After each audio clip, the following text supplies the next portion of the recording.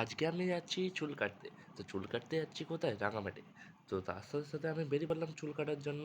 আর তার সাথে আমার সাথে কে ছিল? অনির্বাণ।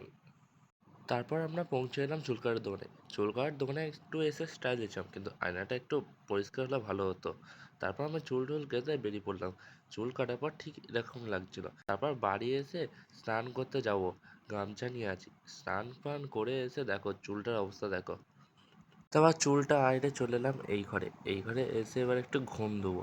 তাই ঘুমানোর জন্য চালালাম আমি এসি, যাতে ঘরটা একটু ঠান্ডা হয়, কারণ এই ঘরটা আমাদের খুব গরম হয়ে থাকে। তারপর একটা জোরদার ঘুম দিয়ে বেরিয়ে পড়লাম, যাবো একটু উড়োবেড়ের দিকে। এই জন্য প্যান্ট ফ্যান্ট পরে রেডি হয়ে গেলাম। চলো আমরা যাই। তার সাথে আমরা উড়োবেড়ে চলে আসা নিয়েছি বিরিয়ানি। এটা নিয়েছি বিরিয়ানি। এবার আমরা যাচ্ছি নিমদি, ওখানে তেলটা মারতে হবে বাইকে। এর জন্য আমরা যাচ্ছি হাই রোড দিয়ে তেল মারবো বলে, তেল পাম্পের ওখানে নিমদি। তো গাইস পৌঁছে এলাম তেল পাম্পের এখানে। এসে তেলটা মেরে নিলাম। তেলটা মেরে নিয়ে আবার বেরিয়ে পড়লাম।